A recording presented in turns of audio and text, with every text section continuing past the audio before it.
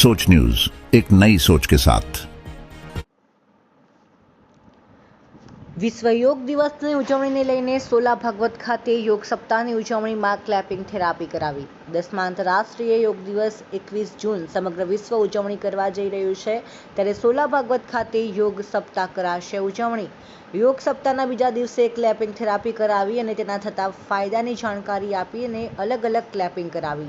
યોગ સાથે જોડાવું, યોગાભ્યાસથી શરીર અને મન વચ્ચે સંતુલન જળવાય અને તેથી વ્યક્તિ સ્વસ્થ અને નિરોગી બને તથા દીર્ઘાયુ જીવન પ્રાપ્ત કરે છે।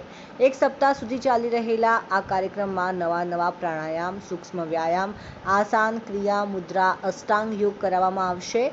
ભયાનક જીવલેણ કોરોના કાળમાં સનાતન ધર્મના વૈજ્ઞાનિક રહસ્યો સમાન યોગમાં રહેલી અલૌકિક શક્તિનું વિશ્વભરના લોકો સમજવા લાગ્યા છે।